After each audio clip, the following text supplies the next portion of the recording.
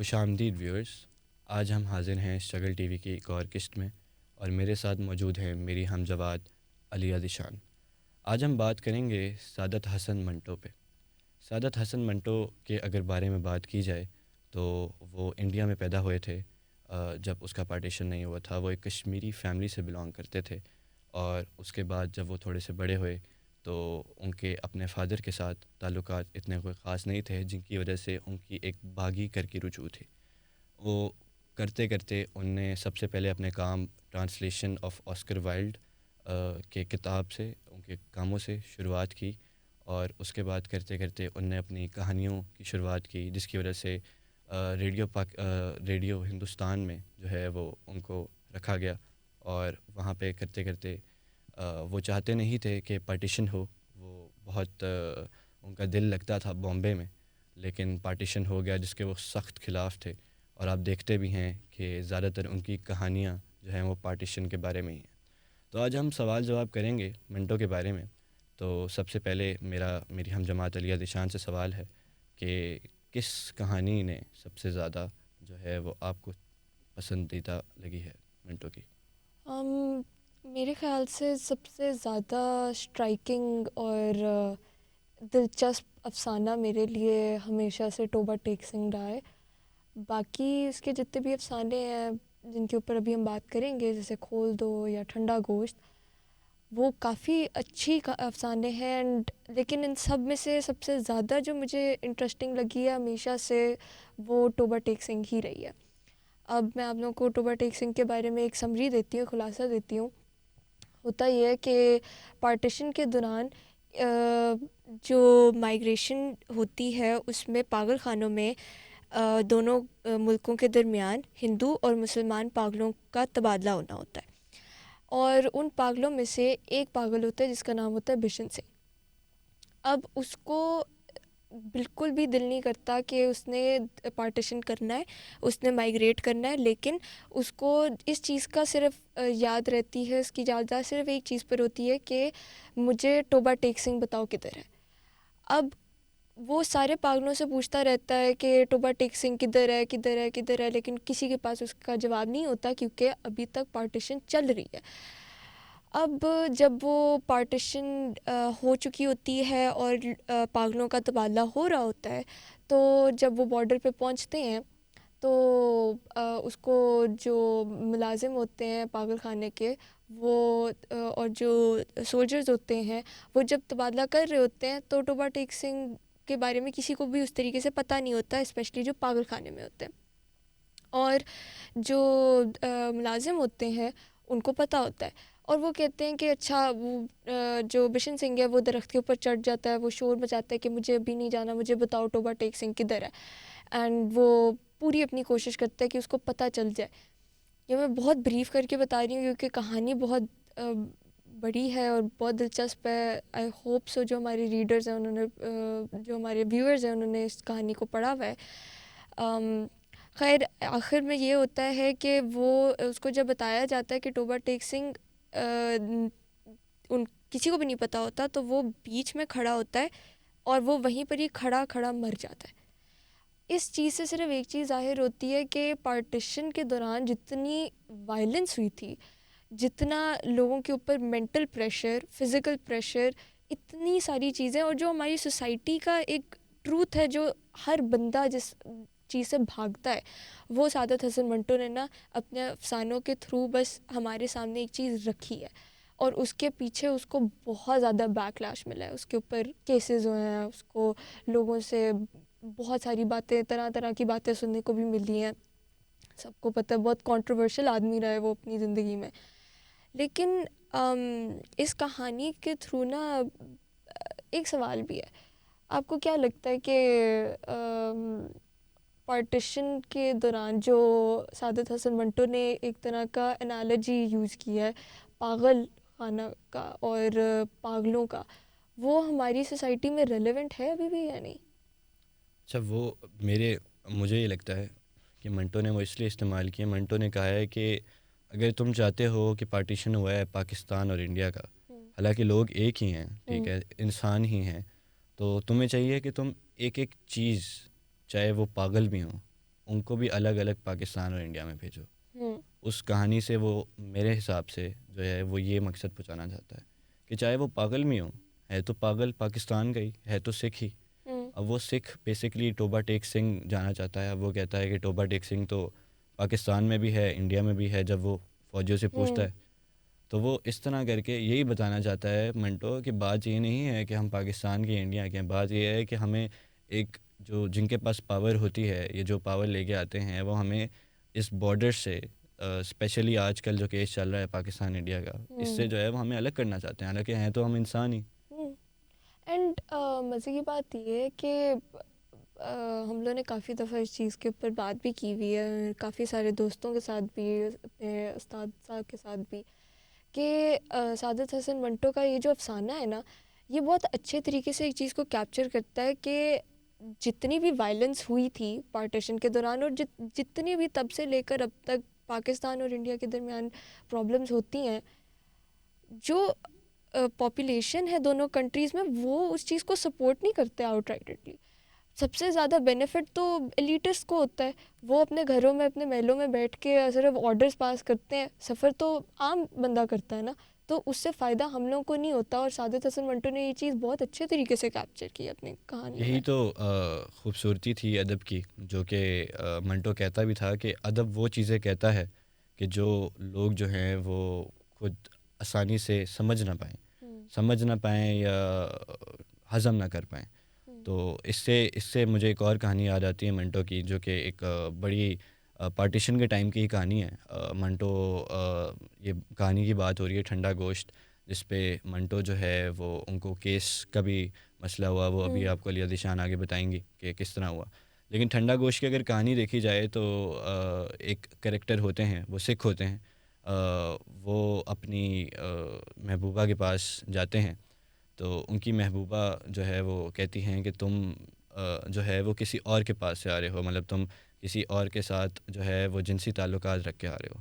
تو وہ جو ہیں وہ جاتی ہیں, وہ ان کو جو ہے وہ کھنجر مار دیتی ہیں. اب جب وہ ان کو کھنجر مارتی ہیں تو وہ کھنجر کی درد میں بتانے لگ جاتے ہیں کہ اصل میں ہوا یہ تھا کہ میں مسلمانوں پہ پارٹیشن کے دوران رائٹس کر رہا تھا. بہت زیادہ جو ہے وہ پروٹیسٹ وغیرہ ہو رہے تھے, تو ہمیں کہا یہ گیا تھا کہ آپ نے مسلمانوں کی عورتوں کے ساتھ بلاత్کار کرنا ہے. تو جب وہ ادھر گئے, جب وہ بلاత్کار کرنے لگے اس مسلمان عورت کے ساتھ, یہ سکھ آدمی, تو ان کو پتہ لگا کہ وہ جو عورت ہیں وہ زندہ نہیں ہیں, وہ مر چکی ہیں. اس لیے یہ لفظ بھی استعمال کیا منٹو نے, ٹھنڈا گوشت, جو کہ مر چکا ہوتا ہے. اور جب اس سکھ کو یہ پتہ لگا کہ وہ مر چکی ہیں اور وہ ان کے ساتھ بلاత్کار کر رہے ہیں, تو وہ اندر سے ٹوٹ گیا سکھ, ٹھیک ہے, جس کی وجہ سے وہ سہما سا رکھنے لگ گیا اور وہ مینٹلی ٹوٹ گیا. اور اس طرح کر کے جب اس نے اپنی بیگم کو یہ بتا رہا تھا, جب وہ خون میں رو رہا تھا, جب اس نے اپنی بیگم کو بتایا کہ میں بہت زیادہ درد میں ہوں, اور پھر وہ بتانے لگ گیا, تو وہ چیز جب اس کو ہٹ ہوئی تو اس کی عورت کو بھی یہ بات سمجھ آئی کہ مسئلہ یہ نہیں ہے کہ انسان جو ہے وہ انسان نہیں رہتا. مسئلہ منٹو بھی یہی بتانا چاہ رہا تھا, اور یہ بیسکلی ہماری جو پچھلی ایپیسوڈ ہے ایبسرڈزم اور نائلزم, اس کے ساتھ کافی حد تک ریلیٹ بھی کرتی ہے کہ انسان ایسے مشکل حالات میں جہاں پہ رائٹس چل رہے ہیں, اور حالانکہ مار تو انسان کو ہی رہا ہے, لیکن وہ سکھ مسلمان کو مار رہا ہے, تو وہ انسانیت بھی بھول گیا ہے کہ وہ بلاత్کار کرنے گیا ہے, اور اس کو پتہ لگا ہے کہ اگلی جو ہیں وہ فوت ہو گئی ہوئی ہیں, اگلی مر گئی ہوئی ہیں, اور وہ پھر اتنا ٹوٹ گیا ہے کہ وہ مطلب بھول گیا زندگی کا, جو کہ مطلب ہمیں دیا جاتا ہے.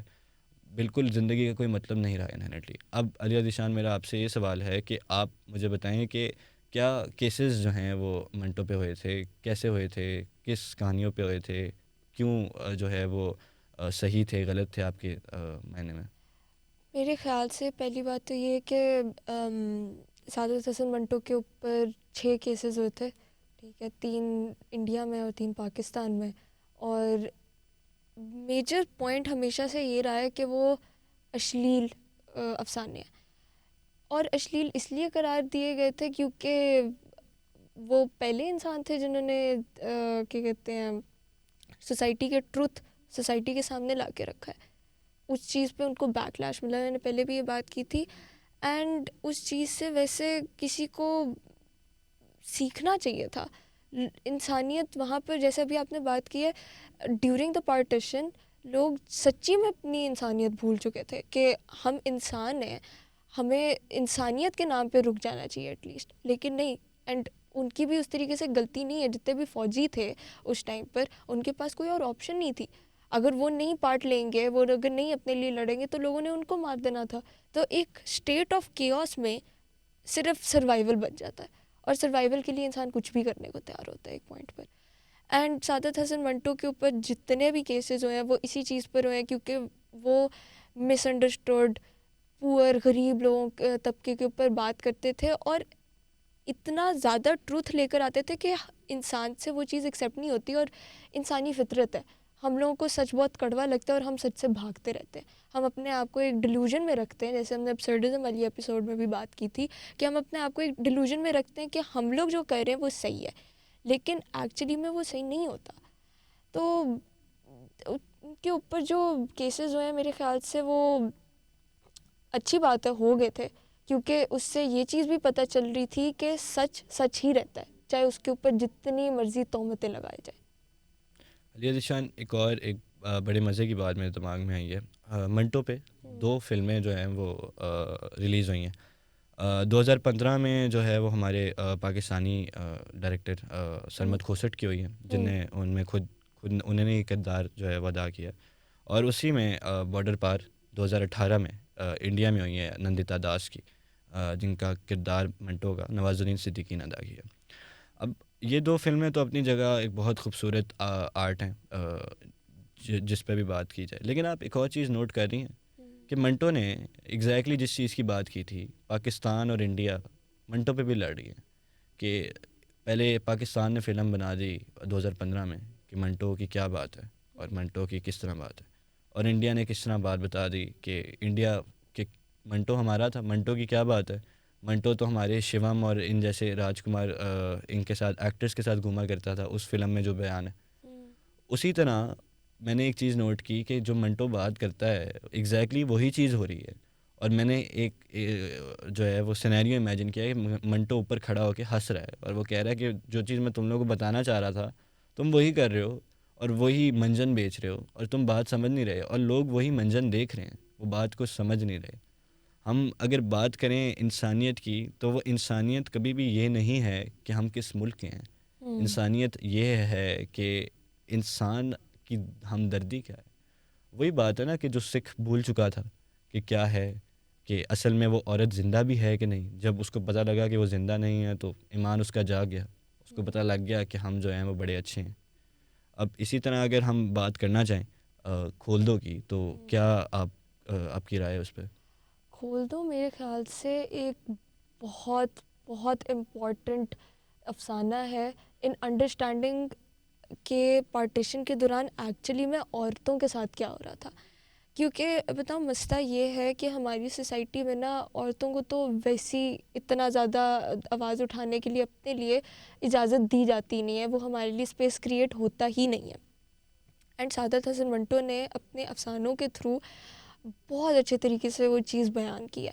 And I am pretty sure جتنے بھی لوگ ہیں پاکستان میں, ان کے دادا پر دادا ان سب کی کہانیاں ہیں مائگریشن کی, پارٹیشن کی, اور اس میں ایسی ہاررز ہیں جو کہ وہ بچوں کو نہیں بتاتے, لیکن وہ ان کے اندر ابھی بھی ہیں. And I know this one thing for a fact کہ میری جو دادی تھیں انہوں نے مجھے ایکچولی میں کھول دو کے بارے میں تھوڑا سا بتایا تھا, اینڈ سعادت حسن منٹو کے بارے میں. تو انہوں نے جب مجھے بتایا تو انہوں نے مجھے بتایا بھی تھا کہ پارٹیشن کے دوران کتنی زیادہ چیزیں وائلنٹ تھیں اور اتنا کیوس تھا کہ کسی کو کچھ بھی سمجھ نہیں آ رہی تھی. آپ پہلے سمری دے تو کھول دو کی, پھر اس کے اوپر آگے بات کرتے ہیں. کھول دو بیسکلی ایک کہانی ہوتی ہے جو کہ پارٹیشن کی وقت ہی ہوئی ہوتی ہے. ایک باپ جو ہے وہ روتا ہے اور وہ کہتا ہے کہ میری بیٹی ڈھونڈ دو کچھ مردوں کو, کچھ لوگوں کو. تو ہوتا یہ ہے کہ وہ کہتے ہیں کہ ہاں جی ہم آپ کی بیٹی ڈھونڈ دیں گے. اب 2-3 دن گزرتے ہیں تو پتہ لگتا ہے کہ وہ جو لوگ ہوتے ہیں انہی نے جو ہے وہ اس بیٹی کے ساتھ, جن کو ڈھونڈنے کا کہا ہوتا ہے, اس بیٹی کے ساتھ بلاత్کار کیا ہوتا ہے ان 3-4 نوجوانوں نے. تو جب وہ ہسپتال میں پڑی ہوتی ہیں, جن کے ساتھ جو عورت ذات ہوتی ہیں جن کے ساتھ بلاత్کار ہوتا ہے, تو ان کا باپ جو ہے وہ انہیں ڈھونڈ لیتا ہے فائنلی، اور وہ بڑا خوش ہوتا ہے کہ میں نے اپنی بیٹی کو ڈھونڈ لیا ہے.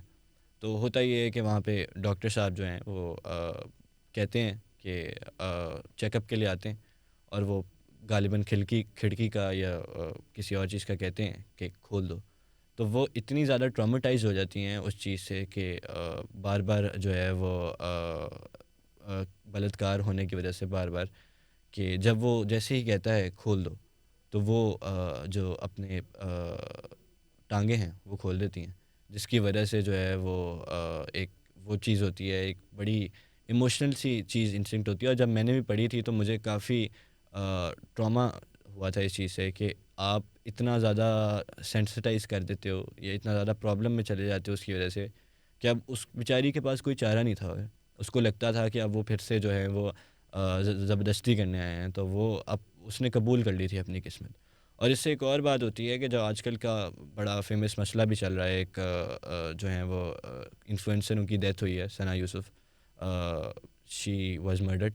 تو اس طرح کر کے کہ ہمارے سماج میں ایک عورت کو اختیار ہے اپنے خیال کا، کیا ہم دیتے ہیں ایز مین، کیا سماج دیتا ہے، یا ہم نے سماجی صحیح نہیں ڈیفائن کیا ہوا؟ کیا لگتا ہے آپ کو؟ پرابلم نا یہ ہے کہ ہم جس سوسائٹی میں ہیں نا، اور اب ہم جس پوائنٹ پہ پہنچ چکے ہیں، اس اسٹیریوٹائپ کو اور اس اسٹرکچر کو بریک کرنے میں ایک تو بہت زیادہ مین پاور اور ہمارے پاس بہت زیادہ انٹلیکٹ کی ضرورت ہوگی، اور پھر اس کے بعد اس چیز کو توڑنے کے بعد بھی بہت ٹائم لگے گا ہم لوگوں کو. ابھی بھی آئی ایم ریئلی ہیپی کہ تھوڑا بہت آہستہ آہستہ کر کے لیکن پاکستان میں وہ چیز آ رہی ہے، ایک ٹینڈنسی بلڈ ہو رہی ہے عورتوں کو ایک اسپیس دینے کی. کچھ سالوں پہلے 10-15 سال پہلے ایسے عورتوں کو اجازت نہیں ہوتی تھی، کہ اپنے گھر والوں سے نہیں ہوتی تھی کہ آپ بیٹھ کے پوڈ کاسٹ کریں، آپ باتیں کریں. ایسے سعادت حسن منٹو جیسے کنٹروورشل رائٹر کے اوپر آپ بات کرو، that was not allowed a few years ago, and اب ہے. تو اٹس اے گریٹ تھنگ کہ یہ چیزیں ہو رہی ہیں، لیکن فار شور ابھی اور بھی بہت زیادہ ٹائم ہے.